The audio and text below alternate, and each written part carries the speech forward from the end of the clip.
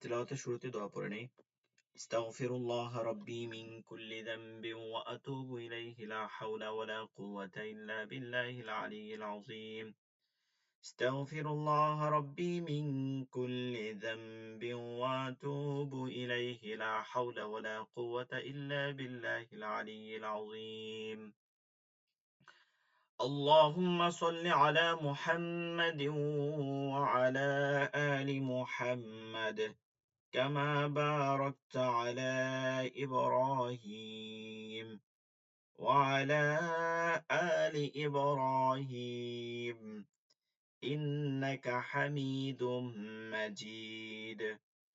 اللهم بارك على محمد وعلى آل محمد كما باركت على إبراهيم وعلى آل إبراهيم إنك حميد مجيد.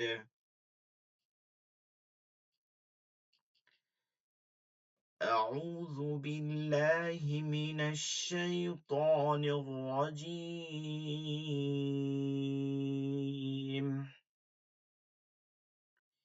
بسم الله الرحمن الرحيم.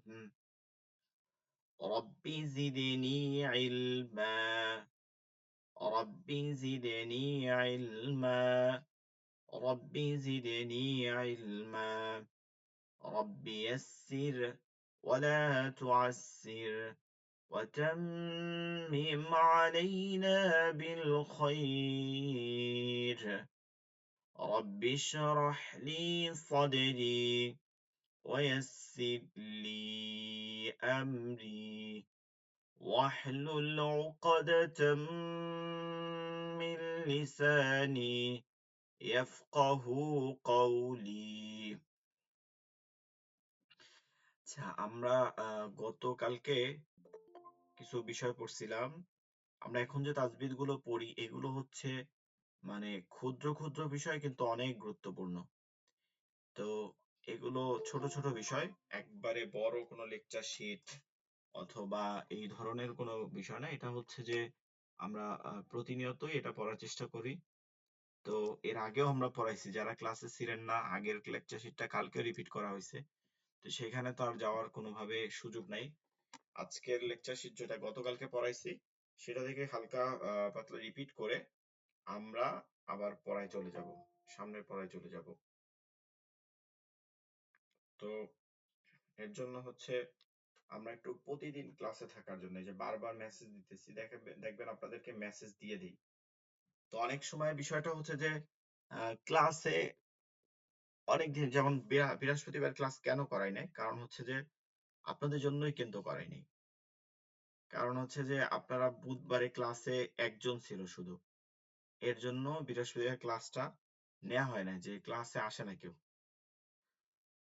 তো বিষয়টা হচ্ছে যে আমরা ক্লাসে থাকার চেষ্টা করব, এটা হচ্ছে কথা, শুরু থেকে থাকার চেষ্টা করব। আর পড়াগুলো যেগুলো এখন রিপিট হচ্ছে এগুলো কিন্তু আপনাদের কোরআন পড়তে গেলে, শুধু তাজবিদ এরকম না, কোরআন পড়তে গেলে এর গুরুত্ব অপরিসীম। তো এর জন্য আমরা অবশ্যই অবশ্যই ইনশাআল্লাহ আল্লাহর কাছে আমরা করব যে কোরআনের জন্য একটু সময় দিয়ে দিব, চেষ্টা করব। আমাদের আর ক্লাস কিন্তু খুব বেশি নাই, কিন্তু এই ক্লাসগুলো আমাদের করতে হবে। কিন্তু যারা তাজবিদ এখনো কমপ্লিট করে নাই পিছনে গুলো ভিডিও দেখবেন, এরপর করবেন। আচ্ছা, আজকের যে পড়াটা সেটা হচ্ছে যে আলিফে জাইদা, আলিফে জাইদা এবং আলিফে আনা এর ব্যবহার। অর্থাৎ যা আমরা আজকে পড়তেছি মূলত হচ্ছে আলিফের পড়া, আলিফ আলিফ। এখন আমি যদি প্রথমত বলি যে আলিফ কখনো কি করে না, আমাদের এটা মাথায় অবশ্যই অবশ্যই রাখতে হবে। আলিফ কখনো হরকত গ্রহণ করে না। আলিফ কখনো কি করে না, হরকত গ্রহণ করে না। আলিফ কখনো হরকত গ্রহণ করে না, এই কথাটা প্রথমত আমার মনে রাখতে হবে যে আলিফ কখনো হরকত গ্রহণ করে না। তাহলে আলিফ যখন হরকত গ্রহণ করে না, তাহলে আলিফ সবসময় কি থাকে, খালি থাকে। তো খালি আলিফের দুইটা ব্যবহার, একটা হচ্ছে যে এটা লেখার সময় লিখতে হয়, পড়ার সময় পড়তে হয় না। আর একটা হচ্ছে এটা পড়তে হয় কিন্তু এটা অন্য হরফের সাথে, সেটা হচ্ছে কি বানায়া, কারো বলতে পারবেন কেউ কি বানায় পড়তে হয়? মাদ বানায়। মাদ বানায় পড়তে হয়, জি মাশাআল্লাহ। এটা আপনি আপনারা খেয়াল করছেন, যে খেয়াল করছেন সে কিন্তু এটা মনে রাখবেন যে মাদ বানায়া, মানে এটা যখন জবরের পরে আসে খালি আলিফ তখন এটা মাদ হয়ে যায়। এখন যেগুলো খালি, যেগুলো পড়তে হয় না, এইটা আবার দুইটা ভাগ। একটা হচ্ছে সহজলভ্য, মানে বলা যায় একদম সহজ ভাবে দেখলেই চেনা যায়, সেটা হচ্ছে যে আমরা একটা হরকত দিয়ে ধরছি সামনের হরফটা, মানে জবরজের পেশ হরকত, এটা দিয়ে সামনের হরফ জজম বা তাসদিদ ধরছি, মাঝখানে একটা খালি আলিফ বা লাম এরকম রয়ে গেছে, ওইটা পড়া লাগে না। এটা আমার কাছে সহজ, তাই না? এটা আমাদের কাছে সহজ। কিন্তু কিছু আলিফ আছে যেটা মাদ হয়ে গেছে। আবার খেয়াল করেন, কিছু আলিফ আছে সেটা হচ্ছে মাদ হয়ে গেছে, টান হয়ে গেছে, কিন্তু হয় নাই। এখন আপনি বলতে পারেন যে হুজুর এটা কেমন কথা, মাদের নিয়ম। হ্যাঁ, মাদের নিয়মই হয়। আমার আমার আপনার যুক্তিতেও মাদের নিয়ম হবে, আমার যুক্তিতেও মাদের নিয়ম হবে, কিন্তু আরবদের যুক্তিতে মাদের নিয়ম হয় নাই। মানে মূলত মাদই হয়েছে, কিন্তু আরবরা ওই ওই শব্দগুলোকে না টেনে কথা বলতো, না টেনে পড়তো, না টেনে এই শব্দগুলো ব্যবহার করতো। কিন্তু মাদ লিখতে হবে মাদের মতন, নিয়মও হবে মাদ। এটা এটা কিন্তু মানে উল্টাপাল্টা বললে হবে না, মানে মাদই হবে, এইটাই নিয়ম। কিন্তু আরবরা কখনো এটাকে মাদ ব্যবহার করে নাই। এটা পরিবর্তন, ভাষা কিন্তু পরিবর্তন হয়। তো এই যে পরিবর্তনটা তারা করছে, এই পরিবর্তনটা কোরআনে যখন নাজিল হয়েছে, কোরআন নাজিল হওয়ার থেকে যে পরিবর্তনটা আগে ছিল শব্দের, ওই পরিবর্তনগুলো কোরআনের মাঝেও একই রকম রাখতে হবে। ঠিক আছে, নতুন করে পরিবর্তন ঘটানো যাবে না, যেটা আগে ছিল। এখন সোজা কথা, যেটা মাদ ছিল অর্থাৎ জবরের বাম পাশে খালি আলিফ মাদ ছিল, এই মাদটাই মাদ পড়া যাবে না। এই রুলসটা দুইটা ভাগে ভাগ করা হয়েছে, একটা হচ্ছে আলিফে আনা, এটা হচ্ছে আলিফে আনা, মানে আনার বাচক একটা শব্দ আছে, আনা আনা এরকম একটা শব্দ আছে যেটা শুনতে আনা লাগে। আর একটা হচ্ছে যে কিছু ভিন্ন শব্দ, আলিফে জাইদা যেটা, এর মধ্যে কিছু ভিন্ন শব্দ, যেটা আনা বাদেও আরো বেশ কিছু শব্দ আছে যেগুলোকে আমাদেরকে একটা রুলসে জানতে হবে। এখন এটা মুখস্থ না, এটা একটা রুলস আমরা শিখবো।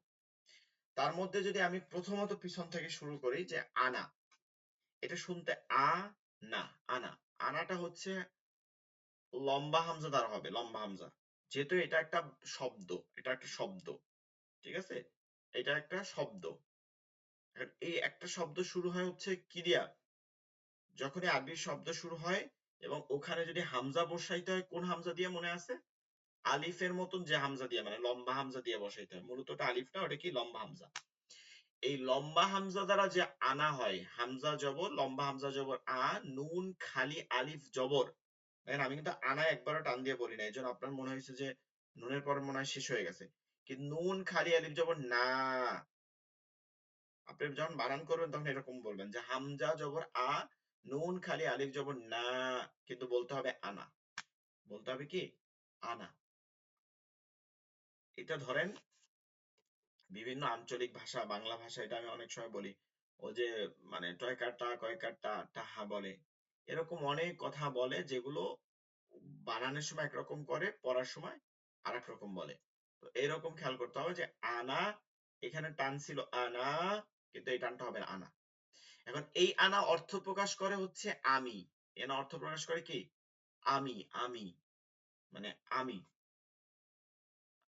তো এই যে আমি শব্দটা যখন ব্যবহার করে, তখন এই শব্দটা সবসময় আরবরা এইটায় কখনো টান দেয় না, কখনো টান দেয় না, এই আনাটা সাধারণভাবে পড়ে যায়।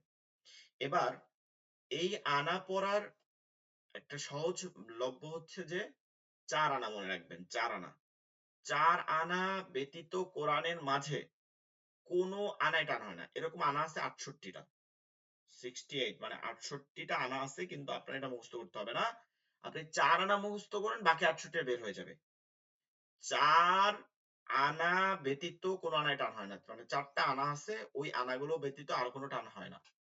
এখন আপনি বলতে পারেন হুজুর আনা তো আপনি বললেন যে আনা অর্থ আমি, কোনো টান দেয় না, আরবি ভাষা লিখতেও দেয় না, কোরআনের মধ্যেও দেয় না। তাহলে এইখানে আবার 4 আনা আসলো কোথা দিয়ে? মূলত এই আনা দেখতে আনা, কিন্তু এটা আমি অর্থ প্রকাশ করে না। এটা 4টা শব্দ, আনা বা, আচ্ছা আমরা লেকচার শিটে যাই।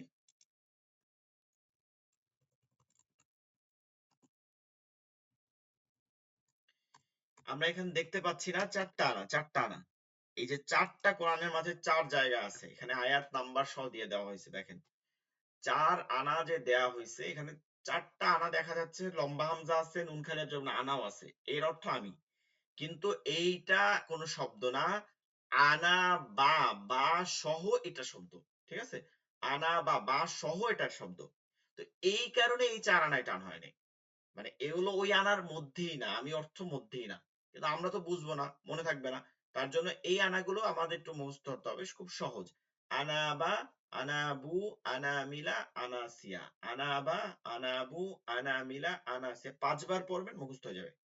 এখনই 5 বার পড়ে নেন। আনাবা, আমি জিজ্ঞেস করব যে 4 আনা বলেন তো কোন কোন আনায় টান হবে আর কোন কোন আনায় টান হবে না। এই 4 আনায় টান হবে, আপনার টেনে টেনে বলবেন। আনাবা, আনাবু, আনামিলা, আনাসিয়া। আনাবা, আনাবু, আনামিলা, আনাসিয়া। আনাবা, আনাবু, আনামিলা, আনাসিয়া। পড়েন পড়েন সবাই। মাইক্রোফোন অন করে পড়েন দেখি, পড়েন কিনা বুঝি দেখি, পড়েন কিনা নাকি শুধু শুনতেছেন। হ্যাঁ সবাই বলেন, আনাবা, আনাবু, আনামিলা, আনাসিয়া।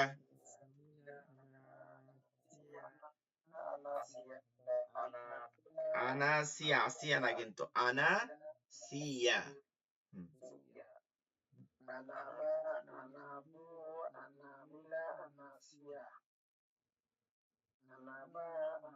হ্যাঁ টান দিতে হবে, টান দিতে হবে, নাইলে তো আউলে যাব।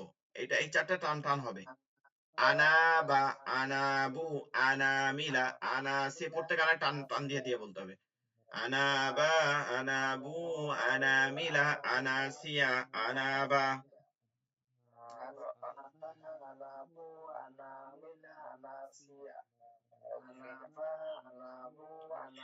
আসসালামু আলাইকুম। অনলাইনে ক্লাস করাইতেছি, একটু পরে ক্লাস করাইতেছি, একটু পরে।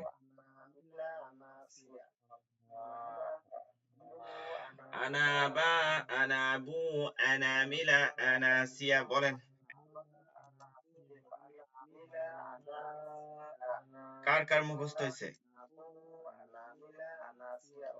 সে বলেন, একজন বলেন দেখি।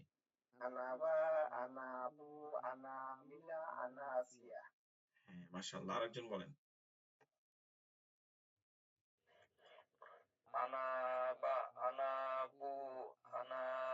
মিলা, সিয়া। আচ্ছা তাহলে এই 4 আনায় কি হবে? টান হবে, মনে রাখবেন, টান হবে। আর কোন আনায় টান হবে না। এবার এই বিস্তারিত আমরা একটু লেকচার শিট দিয়ে দেখি, নাইলে তো বুঝতে পারবেন না আপনারা। দেখে দেখে নাইলে দেখেন। এই যে আনা, আনা শব্দটি, ঠিক আছে? আনা যে শব্দ আছে, এটা লম্বা হামজা দ্বারা, এটা ভালো করে মনে রাখবেন। লম্বা লম্বা কেন, গোল হামজা দ্বারাও হয়। তো গোল হামজা আপনার মনে আছে তো? গোল হামজা কখনো শব্দের শুরুতে হয় না, এই কথাটা বারবার বলছিলাম, কিন্তু আবার মনে রাখেন। গোল হামজা কখনো কোথায় হয় না? আমরা মাঝের সময় পড়ছিলাম, শব্দের শুরুতে হয় না। যে কারণে ওই আনা দ্বারা আমি প্রকাশ করতে পারে না, ওইটা কোনো একটা শব্দের মাঝে হয়। তো ওর পরে নুন যেটা হয়, ওটাও সর্বনাম। আনা, আমি, এটাও সর্বনাম, মানে প্রোনাউন যেটা। আর বা আরবিতে বলে দমির, মানে জমির, দতকে জমির বলে। তো সর্বনাম, সর্বনাম মানে আমি, তুমি, আমরা, এগুলো সব সর্বনামের অংশ না? তো আনাও সর্বনাম, আর নুন খালি এর জন্য না, এটাও সর্বনাম। কিন্তু যদি এমন কোন শব্দ হয় যে শব্দের মধ্যে হামজা আছে, যেমন যা আ, অর্থ কি? আশা। সা আ মানে কি? ইচ্ছা প্রকাশ করা। এখন এখানে, হ্যাঁ, এখানে ধরেন যা আনা নুন যোগ হয়েছে, মানে আমরা আসবো, মানে আমরা আসবো, বা আমাদের কাছে আসবে, ঠিক আছে? এখন আসবে, এখন আমাদের কাছে আসবে, এর মানে হচ্ছে এটা তো আমি কাছে আসবে এরকম হচ্ছে না। এই নুনটা আলাদা। যা আ এক শব্দ, ওই হামজা কোথায় গেছে? জায়ের সাথে গেছে, নুনের সাথে যায় নাই। এর জন্য ওইখানে আমরা মিলাবো না, মনে রাখবো সবসময় এই আনাটা এই আনাটা পৃথক থাকবে, এটা খেয়াল করেন, আরেকটা সহজ বুঝাই। এই আনাটা পৃথক থাকবে, এরকমই থাকবে, কোন শব্দের সাথে মিক্সড হবে না, লম্বা হামজা দ্বারা হবে এবং এরকমই থাকবে শব্দটা।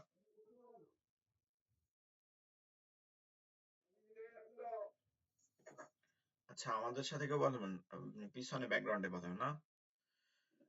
আচ্ছা, আনা শব্দটি লম্বা হামজার দ্বারা হলে ওয়াকফ না করে, ঠিক আছে, মানে ওয়াকফ যখন আমরা করব তখন টান দিব, কিন্তু শেষেও আছে, আয়াতের শেষে কয়েক জায়গা আছে, এর জন্য বলতেছি ওয়াকফ না করে মিলাইয়া পড়ার সময় যদি আমরা এটা মিলাই পড়ি, হ্যাঁ, না থামি ওই আয়াতগুলোতেও, তাহলে মিলাই পড়ার সময় মাদ হবে না, মাদ হওয়ার কথা ছিল, মাদ হবে না। তবে ওয়াকফ অবস্থায়, হ্যাঁ, এটা মনে রাখবো, ওয়াকফ অবস্থায় এক আলিফ টেনে পড়া যাবে, ঠিক আছে, পড়া যাবে, মানে ওয়াকফ যখন করব।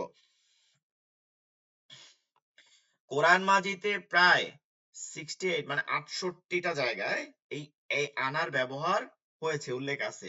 আনা শব্দের অর্থ হচ্ছে কি, আমি, যেমন কাইফা হালুকা বা লুকি, মানে জিন্স হিসাবে, হালুকা হচ্ছে পুরুষ, হালুকি কাফে জের দিয়ে হবে, বা আমরা যদি সহজ বই কাইফা হালুক, ঠিক আছে, তখন এই দুইটাই হয়ে যায়।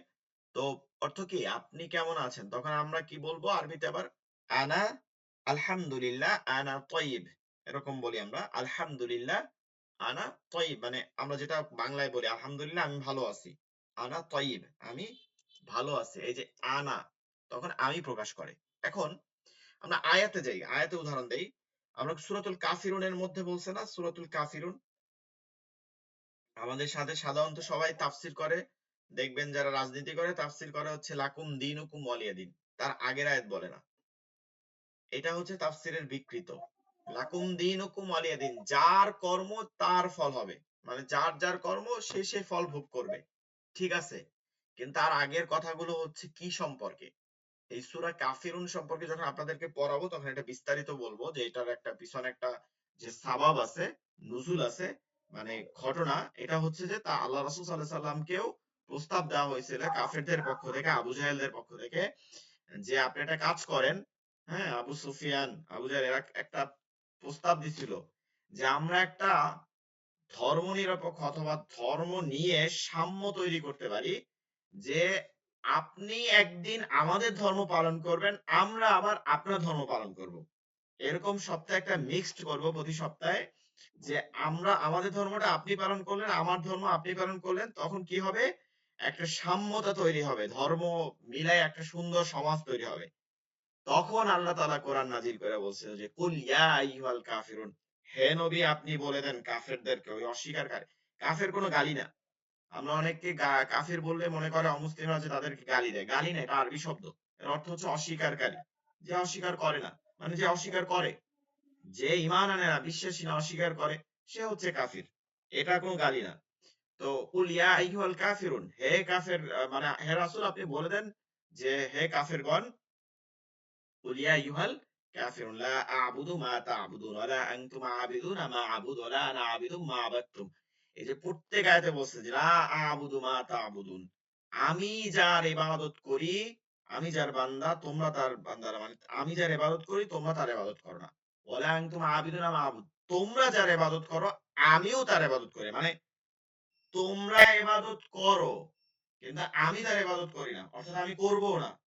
এরপর আবার বলতেছে ওয়ালা আনা, এই যে এখানে বলতেছে ওয়ালা আনা আবিদুম মা আবাদতুম, আমি যার ইবাদতকারী তোমরা তার ইবাদতকারী নয়, মানে আরো জোর দিতেছে যে না, ওয়ালা আনা আবিদুম মা আবাদতুম, আমি যার ইবাদতকারী তোমরা তার ইবাদতকারী নয়, মানে তোমরা যেটা বলতেছো এটা ভণ্ডামি, তোমরা মন দিয়ে করবা না, তোমরা ভণ্ডামি করবা, কিন্তু আমি ভণ্ডামি করতে পারবো না, আল্লাহ তাআলা নাযিল করে বলতেছে ওয়ালা আনতুম আবিদুনা মা আবুদ, ওই আয়াতটা আবার রিপিট হইছে, যেটা ওয়ালা আনতুম আবিদুনা দুইবার আছে।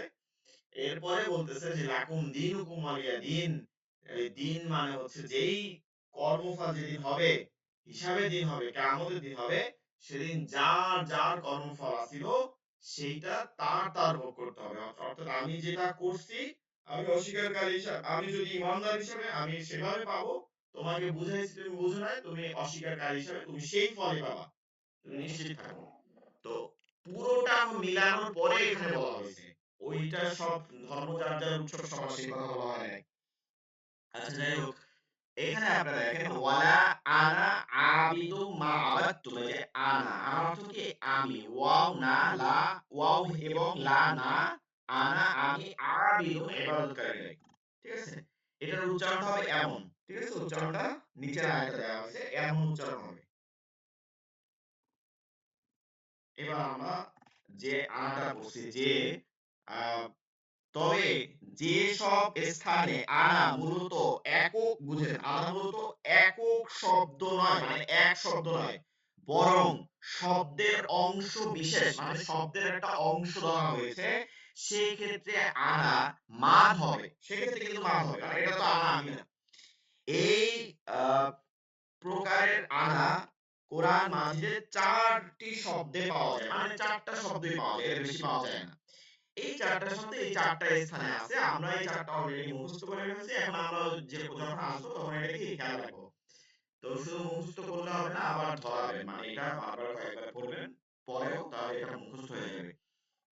এবার আরেকটা কথা, আর যে আনা, এটা একটু ভালো করে শব্দটা খেয়াল করবেন। এটা কিন্তু গোল হামজা দ্বারা হয়েছে। কোন হামজা?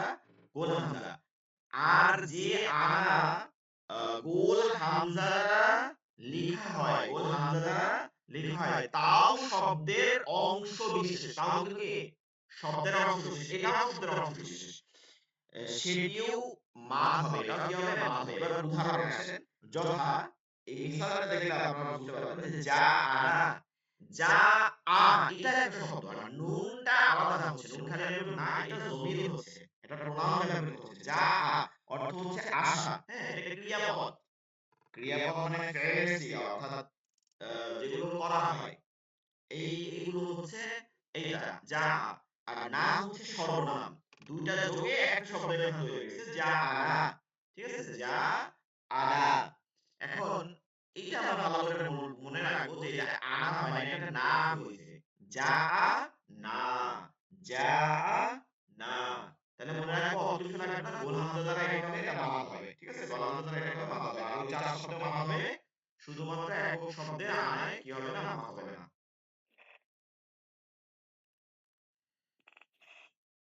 আচ্ছা, আরেকটা পড়া আছে যেটা আমরা বলছি যে সব জায়গায় মাদ হবে, কিন্তু একটা বিশেষ আছে, আনা ব্যতীত যে শব্দগুলোতে মাদ হয় না। কেন? ওই যে বললাম, ওই আনার ক্ষেত্রে আরো রেফারেন্স বলছে, এরকম 24টা শব্দ আছে, 24টি শব্দ এখানে পাওয়া যায় যেগুলোতে মাদ হয় না। এখন এগুলো আমরা কিভাবে বুঝবো? সহজ একটা উপায় বলি, আমরা এগুলো পড়তে যাব না, সহজ একটা উপায়, সেটা হচ্ছে কোরআনের মাঝে, হ্যাঁ, আমরা যে কোরআনগুলো এগুলো ওই যে আলিফটা মাদ হবে না, কিন্তু মাদ হইতো, আপনার বানানে মাদ হইতো কিন্তু হবে না, সেটার উপরে গোল একটা চিহ্ন দেওয়া থাকবে, যেটা আমরা জজম আকারেও পড়ছিলাম, যে এটা জজম হয় আধুনিক ছাপায়। আধুনিক ছাপা কোরআনের বাইরে এটা জজম পড়ে, বা কোরআনেও আছে কিছু যেখানে এই জজম এইটা দেওয়া থাকে না, কারণ যারা ওই জজম পড়ে তারা তাজদিদ জানে, তারা শব্দ জানে। আরবরা সাধারণত ওই গোল জজমটা পড়ে। তো এটা নিয়ে তেমন টেনশন নাই, আমরা সবার হাতে যত কোরআন আছে, হ্যাঁ, সবার হাতে যত আধুনিক কোরআন আছে, সব কোরআনের মাঝে হচ্ছে জজম ওই এর মতন, আপনার কি বলে, কমার মতন, অথবা মাছের কাটার মতন, কিন্তু এই গোল জজম পাওয়া যায় না। গোল জজম পাবেন, মনে রাখবেন, গোল জজম আবার ওইখানে ভুল করে না, অনেক হাদিস, দোয়া, বিভিন্ন কম্পিউটার প্রিন্টের মধ্যে এরকম গোল জজম লেখা থাকে, তখন আবার বলেন না যে এটা মাদ না হওয়ার চিহ্ন, ওটা জজমই। এটা শুধু কোরআনের জন্য বিশেষ সাহিত্য, আর ভাষার জন্য বিশেষ। এই শব্দগুলো ভাষাতেও এরকম ব্যবহার করতে হবে, আরবি ভাষাতেও। কিন্তু আরবি ভাষাতে তো আর ভুল করলে মানে হবে না, ভুল হয় না, ভুল হিসাবে ধরা হয় না। ওটা তো দেখা গেছে ভুল করলে সামনে মানুষ বুঝবে ঠিকই। কোরআন তো নামাজের মধ্যে পাঠ করা হয়। তো এটা খেয়াল করেন, আফা, যে আফা, এটা উদাহরণ দেখেন, হামজা জবর আ, ফা খালি জবর ফা, আফা, হামজা নুন জের ইন, এভাবে বলা লাগতো না, আফা ইন, না, এভাবে পড়ে না, আর ওরা পড়ে কি, আফা ইন। এর জন্য ওই হামজাটার উপরে এই লম্বা আলিফটার উপরে কি থাকবে, গোল একটা চিহ্ন দ্বারা বোঝাবে যে এটাকে আপনার, আবার এটাকে জজম ধরবেন না, এটাকে আপনার মাদ না পড়তে হবে, টান দেওয়া যাবে না।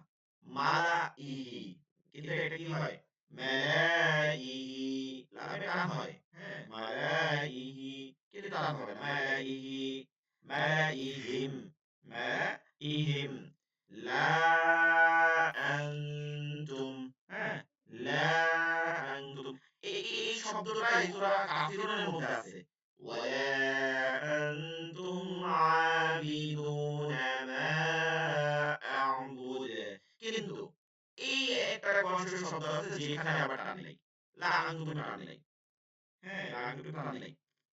এখন এটা আমরা সহজভাবে মনে রাখবো যে গোল চিহ্নটা থাকলে কি হবে না, টান হবে না। শেষ। এই হচ্ছে আমাদের লেকচার শেষের মূল পড়া। আর একটু কথা হচ্ছে যে এটাও ওই একই, যে আয়াতের শেষে যদি হয়, আয়াতের শেষে যদি আনার মতই আয়াতের শেষে হলে ওখানে টান দিতে হবে, থামলে, অক্ফ করলে টান দিতে হবে। আপনারা বুঝতে পারছেন? আমরা সামনের লেকচারে যাই।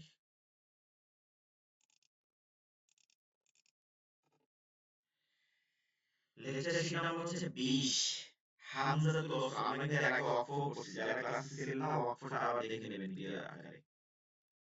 2 দিন লেকচার আছে, গতকালকের লেকচারের মধ্যে ওয়াকফটা আবার রিপিট করছিলাম। হামজাতুল ওয়াসল, হামজাতুল ওয়াসল, এই যে হামজা যেগুলো করি হরকত যুক্ত, এই হামজা কয়েক প্রকার আছে, হ্যাঁ, হামজা কয়েক প্রকার আছে, মানে হামজা একটাই, নাম দেওয়া হয়েছে কয়েক প্রকার। তো তার মধ্যে একটা গুরুত্বপূর্ণ হামজা আমরা এখন যেটা পড়বো এটা হামজাতুল ওয়াসল। দেখবেন এটা, এবার দেখবেন যে বিষয়টা এটা আমরা কেউ পারি না। হামজাতুল ওয়াসল জিনিসটা কি আগে দেখেন, যে হামজাতুল ওয়াসল শব্দের শুরুতে আসে, ঠিক আছে, হামজাটা কোথায় আসে, শব্দের শুরুতে আসে। এটি এটি হরকত, মানে যে কোনো অবস্থা হরকতের কোন অক্ষরে জবর, জের, পেশ বা যে কোনো অবস্থায় কি করে থাকে।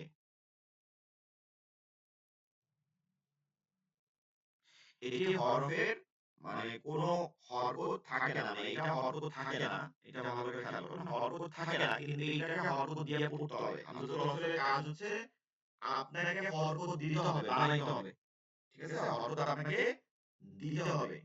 মনে রাখবা আমরা হরকত দিব, এইটা আমরা পড়বো এখন, যে হরকতটা কোন কোন পদ্ধতিতে আমরা এটা দিব এটা পড়বো। তো এটা সবসময় থাকবে হচ্ছে শব্দের শুরুতে 1 নম্বর কথা, আর এটাকে হরকত দিয়ে পড়তে হবে। এটা এরকম দেখাইছে যে এভাবে খালি খালি হামজা থাকে, ঠিক আছে, খালি হামজা এভাবে দেখা থাকে। তো হামজাতুল ওয়াসল পড়ার নিয়ম, হামজাতুল ওয়াসল পড়ার নিয়ম, হামজাতুল ওয়াসল দুই ভাবে পড়তে হয়, দুই ভাবে পড়া যায়। এক হচ্ছে হামজাতুল ওয়াসল উচ্চারিত হবে না, দুই হচ্ছে হামজাতুল ওয়াসল উচ্চারিত হবে। কখন হামজাতুল ওয়াসল উচ্চারিত হবে না, যখন হামজাতুল ওয়াসলটা আপনি পড়ে যাচ্ছেন, মানে একটা শব্দের সাথে আরেকটা শব্দ পড়ে যাচ্ছেন, তখন ওটা মাঝখানে পড়ে যায়, ওটা ওই যে বললাম না যে তার লেখার সময় লিখতে হয়, পড়ার সময় পড়তে হয় না, পড়ার সময় পড়তে হয় না, ওইটা হলো হামজাতুল। আরেকটা হচ্ছে যে আপনাকে পড়তে হবে, এটা আপনি যখন ওই শব্দকে পৃথক করে ফেলেন আগের শব্দ দিয়ে, এটা শুরু হবে, তখন এখানে আপনাকে হরকত দিতে হবে। আর এইটা সবসময় থাকে হচ্ছে আয়াতের শুরুতে। কোথায় থাকবে, আয়াতের শুরুতে, আয়াতের শুরুতে, মনে রাখবেন আয়াতের শুরুতে, মাঝে কোনো ঝামেলা নেই, মাঝে যেমন আছে সবগুলো হামজাতুল ওয়াসল পড়া যাবে না। তো হামজাতুল ওয়াসল যখন উল্লেখিত হবে না, এটা আগে আমরা বলি, এটা এক লাইনের মধ্যে শেষ হয়ে যাবে, যে হামজাতুল ওয়াসল যখন হামজাতুল ওয়াসল দিয়ে যে শুরু হবে শব্দটা, শুরু শব্দকে পূর্বের শব্দের সাথে মিলায় পড়ার সময়, অর্থাৎ পূর্বের শব্দের সাথে আপনি যখন মিলায় পড়বেন তখন হবে না। এটা আমরা অহরহ পড়ি, ঠিক আছে, এখানে উদাহরণ দেখা লাগবে না, এই উদাহরণ আমার ঝামেলা আছে। এখানে থেকে আমরা সুন্দর, আমরা যদি সূরা ফাতিহা থেকে বুঝি, আলহামদুলিল্লাহি রাব্বিল আলামিন আর রহমানির রহিম, নার রহমানির রহিম, ওইখানে যে আমরা নার নুনটা রকে ধরছি, তখন আর ওই আলিফটা দেখবেন সূরা ফাতিহা যখন খুলবো আমরা দেখবেন, দেখাবো যে ওখানে খালি আছে হামজাটা। এরপর হচ্ছে নাম্বার 2, হামজাতুল ওয়াসল যখন উচ্চারিত হবে, এই তিনটা অবস্থান, ঠিক আছে, এটা হামজাতুল ওয়াসল যখন উচ্চারিত হবে, হামজাতুল ওয়াসল দিয়ে শুরু হওয়া শব্দের পূর্ববর্তী শব্দের সাথে মিলায় না পড়লে, হ্যাঁ, না পড়লে হামজাতুল ওয়াসল উচ্চারিত হবে। এই ক্ষেত্রে হামজাতুল ওয়াসল পড়ার নিয়ম তিনটি। ঠিক আছে, হামজাতুল ওয়াসল পড়ার নিয়ম তিনটি। এক হচ্ছে জবর, হ্যাঁ, ফাতহা, জবর, এবার 2 হচ্ছে জের, কাসরা, 3 হচ্ছে পেশ, দম্মা। এটা আরবি নাম এগুলো। তো এইগুলো দিয়ে পড়তে হবে, মানে জবরও দিতে হবে, জেরও দিতে হবে, পেশও দিতে হবে, তিনটাই দিতে হবে। জবরও দিতে হবে, জেরও দিতে হবে, পেশও দিতে হবে, তিনটা দিতে হবে। এখন আমি আপনাদেরকে একটু সহজ মুখে বলে দিই, তাই আপনারা বুঝতে পারবেন। শব্দের শুরুতে কখন জবর দিবেন, কখন জবর দিবেন, এটা খেয়াল রাখেন। শব্দের শুরুতে যদি লাম থাকে, আলিফের পরে আলিফ তো থাকবে, হামজাটা থাকবে খালি, আলিফটা, এবং শব্দের শুরুতে যদি লাম থাকে, লাম, এবং ওই লাম উচ্চারিত হোক বা না হোক, মানে ওটা আপনি পড়েন বা না পড়েন, উচ্চারিত না হোক, হোক বা না হোক, কেন হবে না হবে এটা আবার হরফে শামসি কমারিয়া দিয়ে পড়তে হবে, যে কখন লাম হবে কখন লাম, সামনে পড়বো আমরা। তো ওইটা হোক বা না হোক, যখনই আলিফের পর লাম দেখবেন, ওই আলিফটা হামজা করতে হবে, ই দিয়ে পড়তে হবে, হরফ দিয়ে পড়তে হবে, তখন জবর দিয়ে পড়তে হবে। আবারও বলেন, সবসময় থাকবে কোথায়? আয়াতের শুরুতে। কোথায় থাকবে? আয়াতের শুরুতে। এবং আলিফের পরে লাম থাকবে, আলিফের পরে লাম থাকবে। এই আলিফের পরে লাম থাকলে লাম উচ্চারিত হোক বা না হোক, অর্থাৎ লাম আপনারা পড়েন বা না পড়েন, মানে পরবর্তী শব্দ অক্ষর দিয়ে পড়েন বা লাম দিয়ে পড়েন, যাই পড়া লাগুক না কেন, আলিফে সবসময় কি দিয়ে পড়তে হবে? জবর, সবসময় জবর। ঠিক আছে, চোখ বুজে জবর। এবার দেখেন, আলহামদুলিল্লাহি রাব্বিল আলামিন আর রহমানির রহিম, এখানে আর র উচ্চারণ হয়েছে কিন্তু লাম আছে। আমরা উদাহরণে গেলে আমরা দেখব তখন লাম আছে, আর আর, ঠিক আছে, লাম আছে। আবার দেখেন, কুল আউযু বিরাব্বিন নাস, মালিকিন নাসি, ইলাহিন নাস, এখানে আচ্ছা, মিন শারিল ওয়াসওয়াসিল খান্নাস, আল্লাযী ইউওয়াসউইসু, এই যে আল্লাযী, আল্লাযীর শুরুতে যে আছে, হামজা আছে, এটাও খালি থাকে। এটা ওই আল্লাহ, লাম উচ্চারণ হইছে, কিন্তু আলিফের পর লাম আছে দেখে কি হইছে? জবর হইছে। তো এই যে দেখেন আলহামদু, এটা আমরা আল আল জবর হইছে কেন? কারণ এখানে লাম আছে। আলহামদু, আল কারিআহ, মাল কারিআহ, আল কারিআহ। হ্যাঁ, কেন হইছে? কারণ হচ্ছে এটা কি আছে? লাম আছে। তাহলে ১ নম্বর, জবর কখন হবে? জবর কখন হবে? শব্দের এরকম আলিফ লাম শব্দের, আলিফ লাম যুক্ত শব্দের, আলিফ লাম যুক্ত কোথায় থাকবে? আয়াতের শুরুতে, এটা মনে রাখবেন। আলিফ লাম যুক্ত শব্দের শব্দ যদি হামজাতুল ওয়াসল হিসেবে আসে, তাহলে সবসময় সর্বদা কি দিয়ে পড়তে হবে? জবর দিয়া।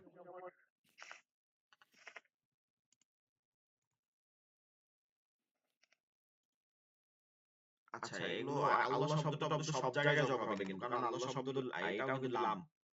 সো এগুলো আলাদা করে পড়তে হবে। আল্লাহু সামাদ, সূরা ইখলাসের মধ্যে দেখবেন আল্লাহু সামাদ, ওইখানে এরকম হইছে। আল্লাহু লা, এখানে এরকম সব লাম আছে, ঠিক আছে, সব লাম আছে, এগুলো আলাদা করে পড়তে হবে না।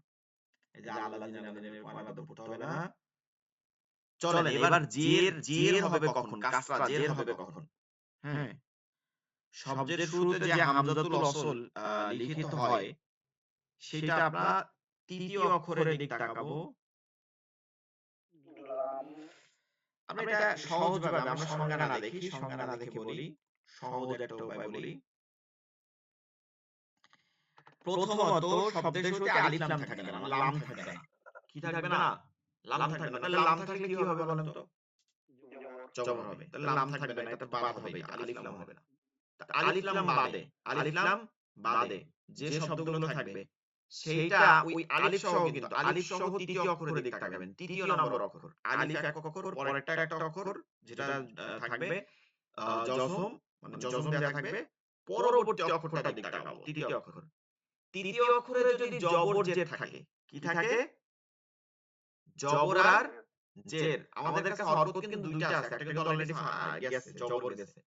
তাহলে তৃতীয় অক্ষরে যদি জবর জের থাকে, তাহলে জের দিয়ে পড়তে হবে। বলেন তো কি?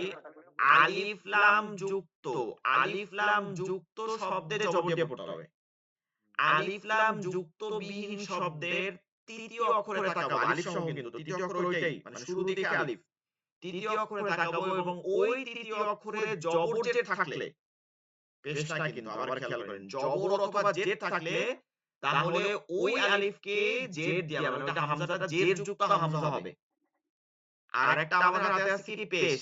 তাহলে তৃতীয় অক্ষরে যদি জের জবর না থেকে পেশ হয় তখন ওটাকে পেশ দিয়ে পড়তে হবে। বলেন তো কি বলছি তিনটা বিষয়। দেখেন উদাহরণ দেখি আবার। আমরা উদাহরণ দেখলে বুঝতে পারবো। এখানে বলেন কি হবে? হ্যাঁ, জের হবে। কি হবে? ইজাল। কেন হইছে বলেন? সংখ্যা বলেন কেন হইছে? হ্যাঁ, হ্যাঁ। এখানে জবর আছে, তাই না? হ্যাঁ, এখানে জবর আছে। এর জন্য জের হইছে। হ্যাঁ, জবর আছে এর জন্য। এই যে ইহমাল এটা কেন হইছে? এই যে জবর আছে। এখানে কি হবে?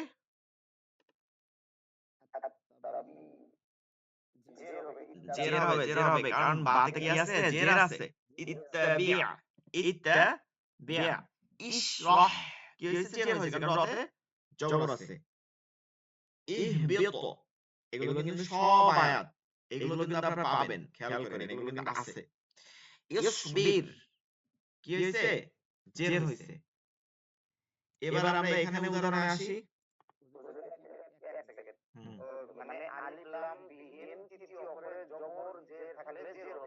হুম। আচ্ছা। এরপরে আমরা পেশ হবে কখন এটা অলরেডি আমরা পড়ছি। দেখেন তো এইটা কি হবে? এটা কি হবে? বলেন কেউ বলতে পারবেন? উযকুর। ঠিক আছে? উযকুর এই যে পেশ আছে। এটা কি হবে? উখরুজ। ঠিক আছে? উখরুজ এই যে পেশ আছে। উ'বুদু এই যে পেশ আছে। তাহলে আমরা এই হামজাতুল ওয়াসলটা আরেকটু সহজ করতে পারি। হামজাতুল ওয়াসল দুই ভাবে পড়তে হয়। কয়ভাবে? প্রথমত দুই ভাবে পড়তে হয়। একটা হচ্ছে যে আপনি আগের আয়াতের সাথে পরের আয়াত মিলাই পড়ছেন। তখন আর ওই হামজাতে জবর জের পেশ একটাও দিয়ে পড়তে হবে না। আগের অক্ষরের শেষের যে হরফটা আছে ওটা দিয়ে পড়বেন। মিলাই পড়তে থাকবেন। যেমন আলহামদুলিল্লাহি রাব্বিল আলামিন নাও রহমানির রহিম নুনে জবর ছিল, নুন গিয়ে ডাইরেক্ট রকে ধরছে। হ্যাঁ? মিন শাররিল ওয়াসওয়াসিল খান্নাসিল্লাযী ইউওয়াসউইসু ফি সুদুরিন নাস। ওই যে তখন এটা কি হইছে? যা আছে ওই হরফটা দিয়ে পড়ছে। মিলাই পড়লে প্রশ্ন নাই। থামলে আয়াতের শুরুতে আমরা হামজাতুল ওয়াসল পড়তে হবে। এবার হামজাতুল ওয়াসল পড়ব তিনটা দিয়ে জবর জের পেশ। তাহলে আমরা এক নম্বর জবর দেব তখন যখন আলিফ লাম থাকবে। আলিফ লাম থাকবে। লাম উচ্চারিত হইতে হবে কোনো কথা নাই। আলিফ লাম থাকলেই হইছে। তখন জবর দিয়া পড়ব। আরেকটু সহজ করে দেই আলিফ লাম যখন থাকবে না তখন আলিফ লাম যখন থাকবে না তখন শব্দের তৃতীয় অক্ষরে পেশ থাকলে পেশ হবে। শব্দের তৃতীয় অক্ষরে পেশ থাকলে প্রথম হামজাতে কি হবে? পেশ হবে। আর বাকি যে হরফগুলো থাকবে জের হবে। মানে ওই জের জবর দিয়ে বললেও বলতে পারেন বা বাকি যে হরফ থাকবে ওটা কি হবে? জের দিয়া পড়তে হবে। হামজাতুল ওয়াসল পড়ার নিয়ম হচ্ছে তিনটি। আলিফ লাম থাকলে লাম উচ্চারিত হোক বা না হোক জবর দিয়ে পড়তে হবে। আলিফ লাম না থাকলে তৃতীয় অক্ষরের দিকে তাকাবো। তৃতীয় অক্ষরে জবর জের থাকলে জের দিয়ে পড়তে হবে এবং পেশ থাকলে পেশ দিয়ে পড়তে হবে। কেউ বলতে পারবেন এই তিনটা? জি বলেন।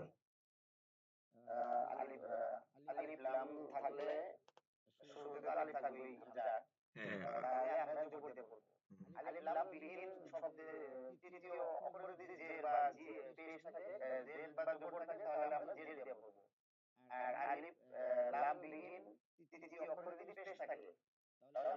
আচ্ছা এটাকে আমরা আরেকটা সঙ্গে কমায় নিতে পারি যে আলিফ লাম বিহীন যে শব্দে থাকবে সেই শব্দের তৃতীয় অক্ষরে জবর জের থাকলে জের দিয়ে আর পেশ দিয়ে পেশ করতে হবে। একটার মধ্যে নিয়ে আসতে পারি। ঠিক আছে? জবর জের থাকলে জের দিয়ে পড়তে হবে আর পেশ থাকলে পেশ দিয়ে পড়তে হবে। ঠিক আছে? তাহলে এরকম অসংখ্য আয়াতের শুরুতে এরকম আছে দেখবেন আমরা পড়ার মধ্যে আপনারাও পড়ার মধ্যে মুখস্থর মধ্যেও আছে অনেকগুলো। তাহলে এটা পড়তে পারবেন আশা করি সবাই। আর তো কেউ কথা বলে না।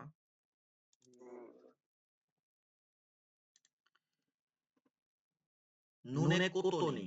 ঠিক আছে? নুনে কুতুনি ও ইমালা পড়ার নিয়ম। ইমালা শব্দটা ইমালা। ঠিক আছে? ইমালা। কুতুনি কুতুন শব্দের অর্থ হচ্ছে মানে প্রতিনিধি, অর্থাৎ একজন ব্যক্তি নাই, তার পরিবর্তে আরেকজন দিছে। এই যে প্রতিনিধি প্রেরণ করছে, ঠিক আছে? তো কুতুনু শব্দের অর্থ হচ্ছে প্রতিনিধি। দেখবেন না কি জিনিসটা।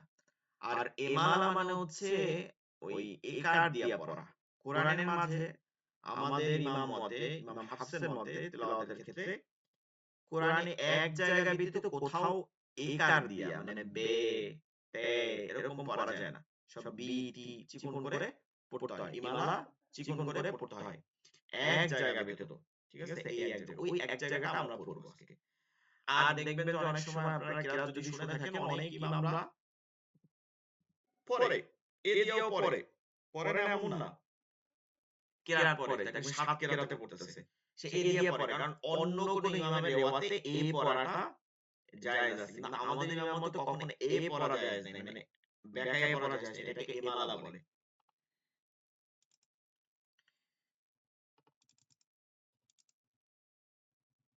আচ্ছা, নুনে কুতুনি। শব্দের শেষ হরফে, ভালো করে খেয়াল করেন, শব্দের শেষ হরফে, ঠিক আছে? শব্দের শেষ হরফে তানবিন। কি আছে? তানবিন। এবং পরবর্তী শব্দের শুরুতে পরবর্তী শব্দের যে শুরু প্রথম হরফটা আছে সেই হরফটায় জজম আছে, জজম আছে বা তাসদীদ আছে। এবার এইটা নিয়ে আমরা একটু আলোচনা করি, বুঝি। শব্দের শেষে তানবিন আছে। তানবিনের কাজ কি? তানবিনের মধ্যে নুন লুকায় থাকে, অর্থাৎ নুন সাকিন থাকে। যেমন হামজা দুই জবর আন, আন নুন সাকিন আছে না? আন, বা দুই জবর বান, নুন সাকিন না কি জজমওয়ালা নুন থাকে। তাহলে এইখানে একটা জজম আছে। আর পরবর্তী যে শব্দটা মানে পরবর্তী শব্দের শুরুতে ওইখানেও একটা জজম বা তাসদীদ, তাসদীদের প্রথম কাজ তো জজম মানে জজম, তাসদীদটার মধ্যে জজম মানে জজম। এখন আমরা জানি যে জজম পড়তে হলে হরকত করতে হবে, হরকত দিয়ে পড়তে হবে। এখন আমরা কেমনে চলাই যাব, এটা দিয়ে এই শব্দটা কেমনে আগাই যাব, মিলাই যাব কেমনে? এই মিলায়ে যাওয়ার জন্য একটা পরিবর্তন ঘটাইতে হবে। ওই পরিবর্তনের জন্য এটা প্রতিনিধি হিসাবে যে এখানে যে পরিবর্তনটা ঘটানো হইছে এই পরিবর্তনটাকে কুতুনুন বলে। আবার কি বলে? নুনে কুতুনি, মানে নুনকে প্রতিনিধি হিসাবে নিয়ে আসতে হবে। আরো সহজ করে দেই, যেটা নুন সাকিন ছিল তানবিনের, তানবিনের নুন সাকিন, ওইখানে নুন সাকিনটা তানবিনটা উঠে যাবে। এখন তানবিন যখন আপনি উঠাই দিবেন, অর্থাৎ দুই জবর আছে, দুই জের আছে, দুই পেশ আছে, ওইখান থেকে একটা হরকত উঠাই দিলেন, জবর হয়ে গেল, দুই জের থাকলে জের হয়ে গেল। এবার এটা প্রকাশ করতে হবে যে যেটার মধ্যে তানবিন ছিল, এর জন্য আরেকটা ওই যে নুন সাকিনটা ছিল ওইটা ছোট্ট করে লিখে ওটার নিচে সবসময় জের হবে। ওটার নিচে সবসময় কি হবে? জের হবে। কোরআনের মাঝে কিন্তু অসংখ্য আছে, আপনারা অনেক সময় পড়ছেন, মাওলা গেছে যে এটা কি পড়তে হবে। নুন কখনো অফের চিহ্ন হয় না, দেখবেন অনেক শেষে আয়াতের শেষে নুন আছে, ওটা অফের চিহ্ন না, ওটা হচ্ছে নুন, নুনে কুতুনি। যখনই আপনি এটা মিলাই পড়বেন যে নুন সাকিন আর উপরে ওই জজম, তখন এখানে নুন সাকিন উঠে যাবে, ওই নুন সাকিন উঠে গিয়ে একটা প্রতিনিধিত্বশীল জের ওয়ালা নুন যুক্ত হয়ে যাবে। হ্যাঁ, জের ওয়ালা নুন যুক্ত হয়ে যায়, ওই জজমটা এবার মিলাই পড়তে পারবে। এইটাকে বলে নুনে কুতুনি। এখানে আমরা সেটা দেখতে পারবো যে এই যে তাসদীদ হবে এই দুই সাকিন, ভালো করে আবার প্রথম থেকে বলি। শব্দের শেষ হরফে তানবিন এবং পরবর্তী শব্দের শুরুতে জজম অথবা তাসদীদ। পরবর্তী শব্দের শুরুর হরফটা কি? জজম অথবা তাসদীদ। এই যে দুইটা সাকিন অবস্থায় আছে, অর্থাৎ তানবিনের এক সাকিন এবং পরবর্তী শব্দের শুরুতে হামজা এবং তাসদীদের এক সাকিন একত্রে হওয়ার কারণে সাকিন যুক্ত হরফের সাথে মিলাইয়া পড়ার জন্য তানবিনের একটি জবর বা একটি জের বা একটি পেশ, অর্থাৎ যেটা তানবিন যেটা থাকবে, জবর যদি দুই জবর থাকে তার থেকে একটা জবর উঠাইতে হবে, দুই জের থাকলে একটা জের উঠাইতে হবে এবং দুই পেশ থাকলে একটা পেশ উঠাইতে হবে। এর একটা পরিবর্তন করতে হবে। এখান থেকে একটা ফেলে দিয়ে এর সাথে একটি জের ওয়ালা নুন, অর্থাৎ জের ওয়ালা নুন যোগ করে মিলায়া সবসময় জের দিতে হবে। এটা জের ওয়ালা নুন মিলায়া পড়তে হবে। তাহলে নুনে কুতুনি বলা হয়। যে এইটা যে বললাম এটাকে নুনে কুতুনি বলা হয়। কুতুনুন, কুতুনুন, ঠিক আছে? আরবি শব্দ। কুতুনুন অর্থ হচ্ছে প্রতিনিধিত্ব করা। উক্ত তানবিন, বুঝেন কার প্রতিনিধিত্ব করতেছে? উক্ত তানবিনের প্রতিনিধিত্ব করার কারণে এটার নাম দেওয়া হয়েছে নুনে কুতুনি। মানে তানবিনকে যে পরিবর্তন ঘটছে এটা বুঝাইতে এখানে নিয়ে আসা হয়েছে। কোরআন শরীফে এই ধরনের কোরআন শরীফে এই নুনকে খুব ছোট করে দেয়া হয়, ঠিক আছে? তো আমরা যদি এখানে একটু দেখি, এই যে উদাহরণগুলো দেখি তাহলে বুঝতে পারবো। খয়রন শেষে আসছিল এই যে রন র ২ জবর ছিল, বলতো এখানে কি ছিল? ২ জবর খয়র। এখন এখানে একটা জজম আছে, এখন এটা কেমনে মিলাবো?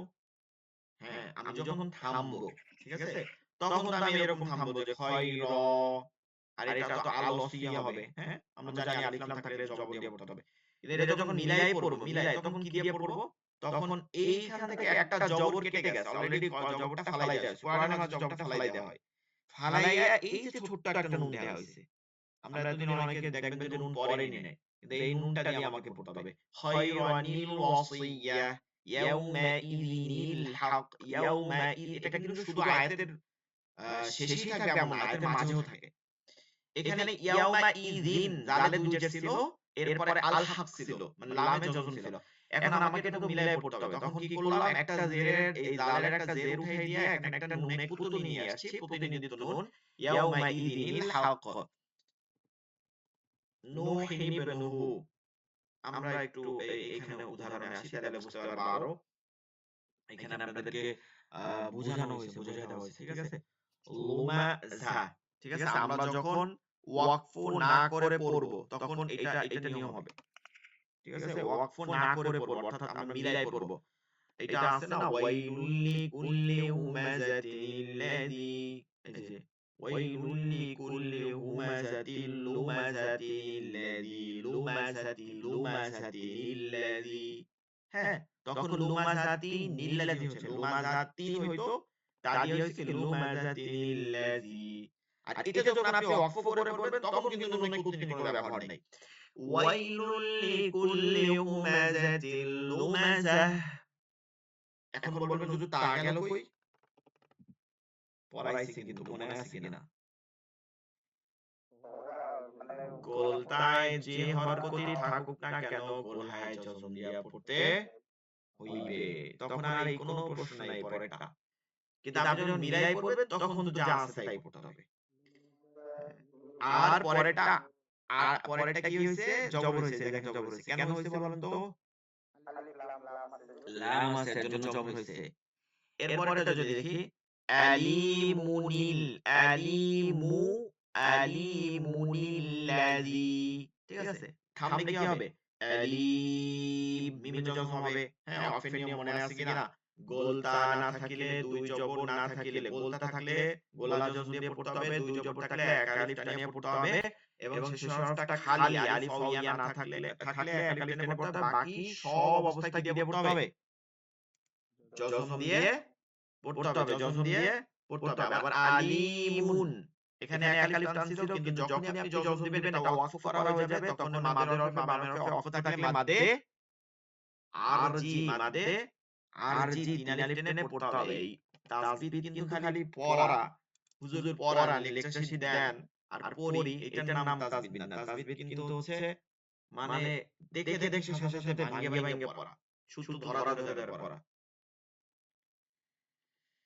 অনেকেই দেখা গেছে গুরুত্ব দেন না, এর জন্য এখন বুঝতে পারতেছেন না। আচ্ছা, আলিম তিন আলিফ টান হইছে, এরপরে আল্লাযী, আলিফের পর লাম আছে এজন্য হইছে আল্লাযী। এবার একটা প্রশ্ন আছে এখানে আপনাদের, প্রশ্ন, এই প্রশ্নটা আগেই অ্যানসার করে দেই। যে হুজুর এইখানে রসুলুন আছে, লুন, এরপর তো মিমে তাসদীদ আছে, তাহলে এটা কিভাবে পড়লাম? সিরাতান, এরপর তো মিমে তাসদীদ আছে, তাহলে এটা কিভাবে পড়লাম? দেখেন এখানে একটা কথা আছে, আমরা তাসবিহ আমরা যা পড়ি এটা একটু শর্ট করে পড়ানো হয়, কোরআন আপনাদের জন্য শর্ট করা হয়, কিন্তু যখন আপনি ডিটেইলস জানবেন তখন এটা সহজ হবে। যেমন আমরা যে এটা ডিটেইলস জানি যে এটা কেন হইছে, কি কারণে হইছে। এই যে রসুলুন এটা তানবিন, সিরাতান এটাও তানবিন, ঠিক আছে?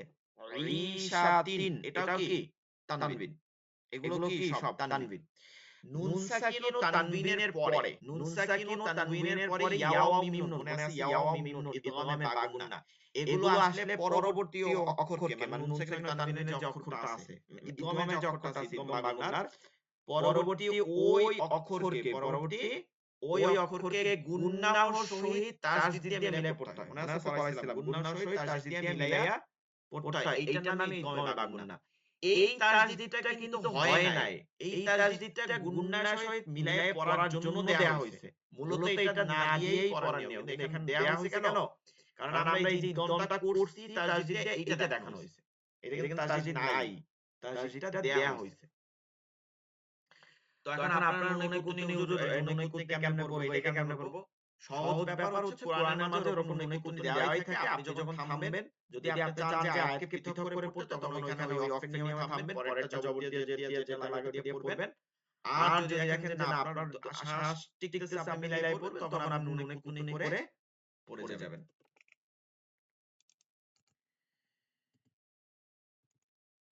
ইমালা, ঠিক আছে? ইমালা। ইমালা মানে হচ্ছে ঝুঁকিয়ে দেওয়া। মানে জবর জের পেশ সোজা সোজা, এটা ঝুঁকিয়ে দেওয়া। কি দিক ঝুঁকিয়ে দেওয়া? একারের দিক ঝুঁকিয়ে দেওয়া। এখন ইমালাটা মূলত এখানে কেন হইছে? আমরা এই এত কিছু দরকার নেই। একটা জায়গা আছে শুধু, এটা খেয়াল করি। বিসমিল্লাহি মাজরেহা। এখন এইটা মূলত ছিল, আমরা যদি এখানে দেখি তাহলে বুঝতে পারবো যে মাজরায়ুন ছিল। শব্দটা ছিল কি? মাজরা, বিসমিল্লাহি মাজরায়ুন। মাজরায়ুন অনেক কঠিন না? মাজরায়ুন। এখন এটা পড়া অনেক জটিল। এই জটিলের জন্য এই শব্দটাকে এভাবে ঘুরাইয়া পড়ছে। তো এই যে আমরা ঘুরাইয়া পড়লাম, এইটাকে রাখতে রয়ের এই যে রয়ের জবরটা উঠে এখানে জেরটা হইছে, আর ওই যে ইউনের যে তানবিন ওইটা উঠে গিয়ে ওখানে জজমটা হইছে। এই পরিবর্তনের কারণে যে এইখানে যে জবরটা জের করা হইছে, এর জন্য যে এই যে পরিবর্তনটা ঘটানো হইছে, এর জন্য এটাকে একটু ঝুঁকাইয়া দিছে জবর দিকে, একারের দিকে, ইয়ার দিকে ঝুঁকাই দিছে। ঝুঁকাই দিয়া মাজরে, মানে জবরের দিকে, যেটা জবরের দিকে ঝুঁকে যাচ্ছে, মাজরে হয়ে যাচ্ছে। জানো, এই শব্দটা যে পরিবর্তন করা হয়েছে, স্বাভাবিক হয় না, এটা বোঝানোর জন্য। তো আমরা এত কিছু দরকার নাই। ইমালা হচ্ছে কোরআনের এক জায়গায় পড়তে হয়, যেটা ঝুঁকিয়ে যায়। এটা একটা আয়াতে পড়তে হয়। আমরা এই আয়াতটা কয়বার পড়ে নিব তাইলে হবে। বিসমিল্লাহি মাজরিহা ওয়া মুরসাহা ইন্না রাব্বি লাগফুরুর রহিম। ঠিক আছে? এই আয়াতটা হ্যাঁ, বিসমিল্লাহি মাজরিহা, মাজ রেহা, ঠিক আছে? মাজ রেহা, বিসমিল্লাহি মাজরিহা ওয়া মুরসাহা ইন্না রাব্বি লাগফুরুর রহিম। পুরো আয়াত। আচ্ছা, কখনো কখনো আয়াতের মাঝে আমরা সিন ও সদ উভয়ই দেখতে পারি। অর্থাৎ এমন শব্দ আছে যেটার নিচে সিন আছে, উপরে সদ আছে, দুইটাই দেয়া থাকে। এখন আমরা কোনটা পড়ব? এরকম কোরআনের মাঝে চারটা শব্দ আছে, খুব বেশি শব্দ নাই, চারটা শব্দ আছে। তো এর মধ্যে আমি আপনাদের খুব সহজ করে দেই। সূরা বাকারা এবং সূরা আরাফে, হ্যাঁ, 9 নাম্বার পারা, সূরা আরাফে। এই দুই জায়গায়, সহজ কথা, এই দুই জায়গায় হচ্ছে সিন পড়াটা উত্তম, ভালো। ঠিক আছে? সিন পড়াটা। পরের দুই জায়গায়, সূরা তুর আর হচ্ছে সূরা তুর 27, আর হচ্ছে সূরা গাশিয়া 30 নাম্বার পড়া। এই দুই জায়গায় হচ্ছে, মানে মাঝখানেটা যদিও যে সিন সদ উভয়টা পড়া, কিন্তু এই দুই জায়গার ক্ষেত্রে সদ পড়াটা উত্তম। এই দুই জায়গার ক্ষেত্রে সদ পড়াটা উত্তম। তবে দুইটা পড়া জায়েজ। আপনি যে কোনোটা সিন সদ যে কোনোটা পড়তে পারবেন এই চারটার ক্ষেত্রেই। তবে মানে প্রথম দুইটা সিন পড়া উত্তম, শেষের দুইটায় সদ পড়াটা কি উত্তম। মনে রাখবেন, এরকম থাকবে, এরকম ইয়াবসুতুর ইয়াবসুতুর ইয়াবসুতুর। ঠিক আছে? বাস কয়টা বাস বাস, এরকম আমরা করি। আবার আপনি চাইলে বাস এরকম পড়তে পারেন, তবে বাস সিন পড়া উত্তম। হুমুল মুসাইতিরুন, হুমুল মুসাইতিরুন। আবার মুসাইতিরুন শুনতে খারাপ লাগে না? দেখেন এটা সদ পড়লে সুন্দর লাগে, মুসাইতিরুন। এরপরে যে এইটা বিমুসাইতির বিমুসাই এখন বিমুসাইতির শুনতে ভালো লাগে এর থেকে স্বরটা ভালো লাগে তো প্রথম দুইটায় সিন পড়তে বললে ভালো যেমন বাস এই যে এটা যেমন হইছে ইয়াবাসুতু সুতু সুতু শুনতে কেমন লাগে ইয়াবাসুতু বাসপতা তার থেকে সিন ভালো লাগে ইয়াবাসুতু ব্যাস পয়তা এই হচ্ছে একটা টুকরা পড়া ঠিক আছে আমাদের মানে তাজবিদ কমপ্লিট হয়ে গেল আজকে আর তাজবিদ নাই আমরা আগামী ক্লাস থেকে কোরআনের সূরাগুলো পড়ব কারো কোনো কথা আছে ক্লাসের সময় একদম শেষ আজকে আমরা 22 নম্বর লেকচার শেষ করছি এই যে এরপরে সূরা অনুশীলন করব ঠিক আছে সূরাগুলো আমরা তেলাওয়াত করব তাহলে 1 থেকে 22 নম্বর লেকচার শীট পর্যন্ত আমরা বিশাল তাজবিদ নিয়ে পড়ছি পুরো কনসেপ্টে তাজবিদ যা লাগে আলহামদুলিল্লাহ আমরা এটা কমপ্লিট করছি যারা এখনো করেন নাই তারা রিপিট করবেন যারা মনে হয় যে না আমরা একবার করলে হবে না তারা আমাদের সামনের নতুন ব্যাচ যখন শুরু হবে চাইলে আবার ভর্তি হতে পারেন এরপরে কোরআন তেলাওয়াতের ব্যাচ শুরু হবে তখন আপনারা কোরআন তেলাওয়াতের ব্যাচও আলাদা করে মানে এরপরে সামনে আরো কোরআন তেলাওয়াত করার জন্য সেখান থেকেও পড়তে পারেন তো আগামী ক্লাস থেকে অবশ্যই থাকবেন আমরা প্রত্যেকটা সূরা আয়াতগুলোকে তিন ধরনের পড়াবো এক হচ্ছে সংক্ষেপে ওর সাবাব বা নুজুল মানে কারণ বর্ণনার কারণটা সংক্ষেপে বর্ণনা করব এবং ওইটার উপরে অর্থটা সংক্ষেপে বর্ণনা করব এবং এরপরে তেলাওয়াতটা শিখব তাজবিদ অনুযায়ী ভাঙ্গা একদম আয়াত মানে করে বানান করে এখন এক নম্বর হচ্ছে কারণটা শিখলে আরো মজা পাবেন পড়ার প্রত্যেক আয়াত কেন নাযিল হয়েছে সূরাগুলো আবার আয়াতের অর্থগুলো বলে নামাজের মধ্যে খুশু হবে যখন আপনি পড়বেন বলতেছেন যে আলাম তারা আপনি কি দেখেন নাই কাইফা কেমনে ফাআলা রাব্বুকা বিআসহাবিল ফিল আপনার রব এই হস্তি বাহিনীদের কেমনে নিঃশেষ করে দিয়েছে আপনি কি তা দেখেন নাই এখন এটা যখন পড়বেন তখন আপনার এটা ওই আয়াতের মাঝে চলে আসবে এমনি খুশু চলে আসবে হ্যাঁ এমনি কি খুশু চলে আসতেছে তো এজন্য আমরা অর্থটাও পড়বো আর আলাম তারা কেন দেখেন না আপনি কি দেখেন নাই প্রশ্ন করা হয়েছে আর আপনারা মনে রাখতে পারেন যে কি বলে আল্লাহ রাসূল সাল্লাল্লাহু আলাইহি সাল্লাম তো জন্মগ্রহণ করছে 50 দিন পরে আমুন ফিলে তাহলে আল্লাহ রাসূল সাল্লাল্লাহু আলাইহি সাল্লাম দেখলো কিভাবে এইটা কেন দেখছে এর জন্য আমরা সামনের ক্লাস করতে হবে ইনশাআল্লাহ তখন আমি বলবো এখন বললে তো শেষ হয়ে যাবে আল্লাহ রাসূল সাল্লাল্লাহু আলাইহি সাল্লাম নিজ চোখ থেকেই দেখছে কিভাবে দেখছে এটা বলবো তখন তাহলে সকলেই ভালো থাকবেন আগামী ক্লাসে যথাযথ সময় উপস্থিত থাকবেন আল্লাহ হাফেজ আসসালামু আলাইকুম ওয়া রাহমাতুল্লাহি ওয়া বারাকাতুহু ওয়ালাইকুম আসসালাম ওয়া রাহমাতুল্লাহি ওয়া বারাকাতুহু